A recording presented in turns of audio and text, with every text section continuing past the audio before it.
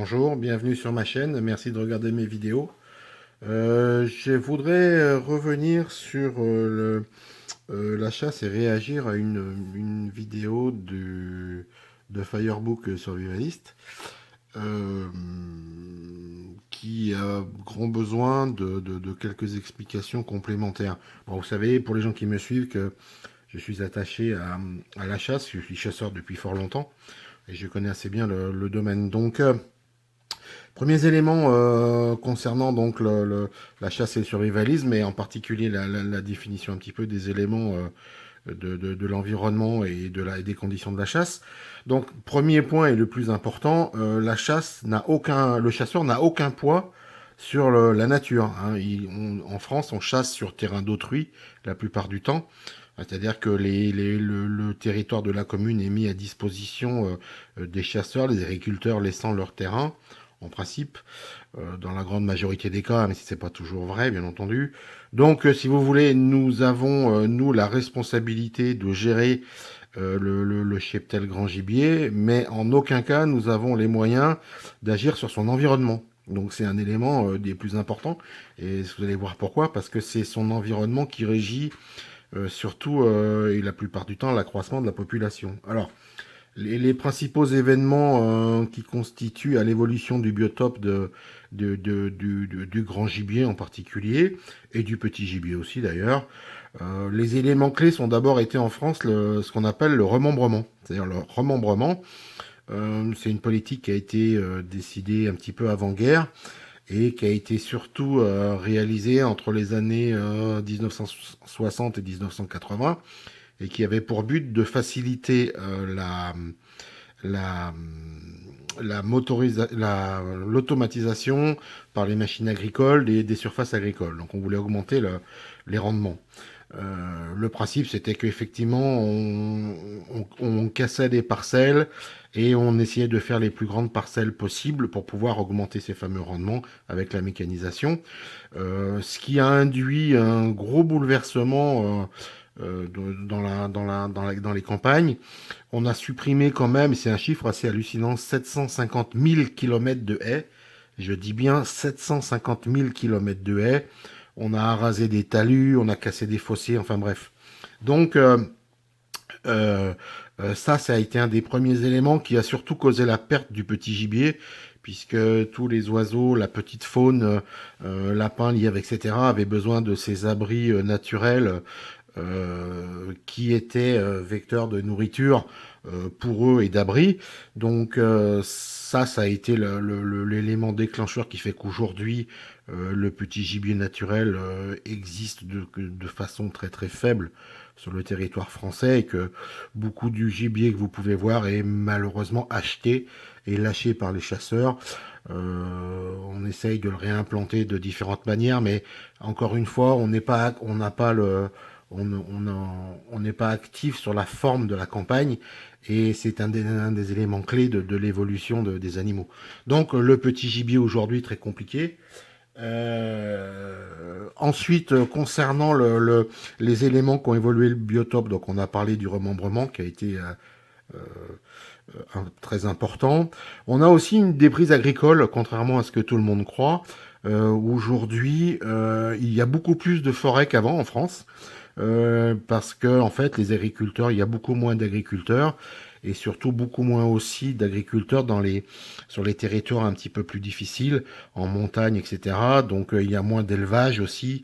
Donc le milieu se referme. En fait, on n'a plus de moutons, plus de brebis, plus ce genre de choses qui pouvaient brouter un petit peu et laisser certaines parties du sol claires. Ça n'existe plus. Donc il faut savoir qu'en 1830, on avait 9 millions d'hectares de forêt en France. Donc en 2014, on a plus que doublé, puisqu'on est à 16 millions d'hectares de forêt. Donc 16 millions d'hectares de forêt. Donc on a augmenté la surface, l'habitat de ce gibier, du grand gibier en particulier, qui lui a besoin de milieux fermés et de calme, hein, comme les sangliers, les cerfs, les chevreuils, etc. Donc le remembrement qui a qui a cassé pas mal la campagne comme on la connaissait avant, la déprise agricole qui a été qui fait qu'aujourd'hui le milieu se referme et est plus favorable aux animaux. Et je dirais les derniers éléments déclencheurs de l'augmentation des cheptels, ça a été aussi la tempête de 99, la tempête de vent de 1999, qui a abattu une grande partie de la surface boisée de la France et une partie de l'Europe d'ailleurs aussi, si mes souvenirs sont bons. À savoir que ces milieux qui ont été, ces forêts qui ont été abattues ont fait que, par décision préfectorale, dans beaucoup de départements, la chasse a été interdite parce qu'il était extrêmement dangereux, et les balades d'ailleurs en forêt, parce qu'il était extrêmement dangereux de justement d'aller en forêt, de chasser ou de se balader. Parce que les risques de prendre un arbre sur la tête étaient importants. Donc du coup, cette année fatidique, on dira que la saison a été presque coupée en deux et on n'a pu chasser qu'une demi-année. Donc la répercussion sur les années suivantes a été immédiate puisque, bien entendu, le gibier qui n'a pas été prélevé sur cette fin de saison, eh ben, s'est reproduit. Et comme tous les animaux vivants, ils ont un taux de reproduction qui est régulier. Et si effectivement on ne régule pas ce nombre d'animaux, eh bien, il se reproduit de plus en plus. Donc, ce sont des éléments qui ont été importants pour le chevreuil et surtout pour le sanglier. Et je dirais que on a connu aussi un élément important aussi, en particulier dans le nord de la France, mais ça a été un petit peu le cas partout. Ça a été les cas de fièvre porcine qu'on a pu avoir entre les années 95-2000, je ne sais plus exactement de quand il s'agissait. Et en fait, la fièvre porcine, c'est donc une maladie qui est dans les élevages de cochons, mais qui peut éventuellement se communiquer aux sangliers sauvages. Et donc, les sangliers peuvent être vecteurs de cette maladie, donc porteurs, donc et en mourir d'ailleurs. Donc, les conditions sanitaires de sécurité faisaient que on n'avait plus le droit, en particulier en Alsace, mais ça a été le cas aussi dans d'autres départements, d'abattre des sangliers, surtout pas le droit de les transporter pour ne pas justement étendre cette maladie. Donc ça a été une interdiction de chasser, et ce qui fait qu'effectivement, une fois encore, la population s'est renouvelée, a augmenté, et voilà pourquoi effectivement le, le cheptel a augmenté. Alors on va parler un petit peu des chiffres. Donc les quatre éléments clés, c'est les remembrements, la déprise agricole, la tempête de 99 et les différentes maladies qui ont été qui ont joué leur part aussi dans cette évolution. Alors ensuite, concernant les tableaux, on a effectivement une évolution des tableaux qui est assez importante, puisque le chevreuil, dans les années 75, j'ai fait un petit comparatif sur 3 gibiers entre 75 et 2014, soit environ 30 ans, le cheptel a augmenté, les prélèvements en tout cas ont augmenté pour le chevreuil, ont été multipliés par 9, donc c'est très important. Pour le cerf, ça a été 8,5, donc quasiment 9 aussi. Et pour le sanglier, 12,5. Alors, contrairement à ce qui a été dit sur la vidéo, ce n'est pas du tout une réintroduction de l'homme, mais c'est l'ensemble de ces phénomènes qui ont causé l'augmentation en particulier du nombre de sangliers. Le chevreuil et le cerf ont, c'est vrai, été par contre réimplantés dans beaucoup de départements français où ils étaient absents. C'est aussi pour ça que quand vous vous promenez aujourd'hui, que vous voyez des chevreuils, dans la plupart des départements, c'est parce qu'il y a des chasseurs qui ont travaillé et qui les ont réintroduits et qui les ont gérés pendant des années, sans les prélever pour qu'ils puissent se reproduire et avoir un cheptel qui soit un petit peu intéressant et sur lequel on puisse réguler ça de façon tout à fait correcte. Donc chevreuil et cerf, oui, effectivement, réintroduction dans certains départements. Le sanglier, non. Alors on va toujours trouver le cas extrême d'un gars qui a voulu mettre des sangliers sur son terrain, mais la reproduction des sangliers, elle a été naturelle, et surtout liée au phénomène que je viens de vous expliquer. Alors concernant maintenant effectivement la question qui avait été posée de la viabilité de la chasse en mode effondrement et une situation difficile, donc déjà il faut savoir qu'il n'y a pas de plus en plus de chasseurs, mais il y en a de moins en moins en fait. On était À une époque, on était presque 2 millions. Aujourd'hui, on n'est plus qu'1 200 000 chasseurs. Donc ça, déjà, c'est un premier point. Ensuite, si effectivement on devait se nourrir avec ce qu'on pourrait éventuellement chasser. Bon, déjà, il faut savoir qu'on s'improvise pas chasseur.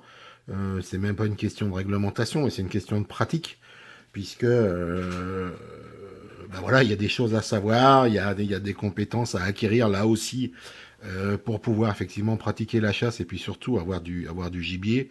Hein, je parle pas des braconniers qui vont tendre des colliers, des collets dans les forêts pour attraper un lapin ou un lièvre. Bon, à savoir qu'encore une fois, de toute façon, effectivement, le petit gibier étant de plus en plus difficile à trouver, et si les chasseurs ne sont plus là pour réintroduire un petit peu du gibier, du petit gibier, assez rapidement, il n'y en aura plus beaucoup. Voilà. Donc il va rester quoi comme animaux éventuellement sur lequel qui pourraient nous servir à notre nourriture? Ça va être le grand gibier, c'est-à-dire chevreuil, cerf, sanglier. Alors, ces chasses-là ne se pratiquent que difficilement seules. Elles se pratiquent plutôt en groupe. Donc moi, j'ai plutôt tendance à penser que euh, dans les villages, alors dans les grandes villes, je sais pas comment ils feront, mais de toute façon il n'y a pas de gibier. Mais dans les villages, il y a des groupes effectivement de chasseurs qui chassent en battu. Euh, à mon avis, la logique voudrait qu'effectivement on reste sur ce mode de chasse, même s'il y a de nouveaux arrivants qui souhaitent participer à la battue, ce qui éventuellement augmenterait son efficacité si on est plus nombreux. Euh, ça serait pas mal. Mais de toute façon, il faut faire partie d'un groupe. Alors, s'il y a un groupe de chasseurs, effectivement, et puis qu'il y a un résultat qui est obtenu, eh bien, à ce moment-là, cette viande-là, elle doit pouvoir être partagée entre les gens qui participent à ce groupe. Voilà, bien entendu, l'apport en viande ne sera que complémentaire. Hein, on va pas substituer le chevreuil ou le sanglier au steak qu'on va acheter tous les jours ou tous les 2 jours à Leclerc ou à Carrefour. Bien entendu, ça ne sera qu'un complément important, bien entendu, nécessaire, mais effectivement, ça ne sera qu'un complément. Après, à ce groupe d'assumer ses responsabilités et aussi de gérer les espèces, parce qu'effectivement, il y a des périodes de chasse qu'il faut aussi connaître, il y a des périodes où il faut laisser les animaux tranquilles pour qu'ils puissent se reproduire, pour avoir effectivement l'année d'après un cheptel suffisamment important qui puisse supporter un prélèvement pour pouvoir nourrir l'équipe. La synthèse, effectivement, c'est donc, eh bien oui, la chasse pourra subvenir à une partie des besoins de la population, au moins en tout cas dans les campagnes, sous réserve effectivement que ça ne soit pas un développement anarchique, mais bien effectivement géré par des chasseurs qui connaissent à la fois le biotope, leur commune et qui ont une pratique raisonnée de la chasse. Et si on a effectivement de belles chasses, c'est-à-dire avec un résultat important et donc pas mal de viande, hein, un sanglier moyen peut faire autour des 50 kilos, on va dire, mais si on en tue 3 ou 4, eh ben, ça fera 200 kilos de viande qui seront effectivement, peuvent être partagés entre donc, le groupe, peut-être même les villageois. Voilà, l'effondrement, je pense que la vie à la campagne, enfin en espace rural en tout cas, permettra effectivement un petit peu d'échange entre les gens qui pratiquent la chasse mais qui n'ont pas de culture ou pas de compétences pour les cultures ou très faibles. Ben voilà, ça sera effectivement quelque chose qu'il faudra partager, vivre le lien social entre parenthèses. Voilà. Donc ben oui, moi je chasse, j'aurai de la viande, mais je suis pas bon cultivateur. On pourra peut-être échanger un petit peu. Enfin voilà, le marché local, de toute façon, dans le cadre de cet effondrement, deviendra prépondérant. Donc, il faudra qu'on fasse des échanges entre nous. Et donc, bah voilà, bah effectivement, la chasse et le gibier, qui est d'abord une viande, qui est en plus une viande absolument excellente pour la santé, bien meilleure que le porc ou le bœuf que nous pouvons manger élevé de façon industrielle, sera bénéfique pour la population. Et donc, sur la base de cet échange-là, on pourra effectivement avoir une nourriture saine et équilibrée. Voilà. Donc la réponse elle est là. Voilà. Donc bah, écoutez, si jamais vous avez des questions, n'hésitez pas à me laisser des commentaires. Firebook, j'espère que tu as, c'est clair maintenant pour toi, ce phénomène de la chasse par rapport au survivalisme. Et puis, eh ben, écoutez, si vous me laissez des commentaires, je répondrai avec plaisir. Voilà. Et donc je vous dis, eh ben, écoutez, bonne continuation et puis bien sûr, restez aware. À bientôt.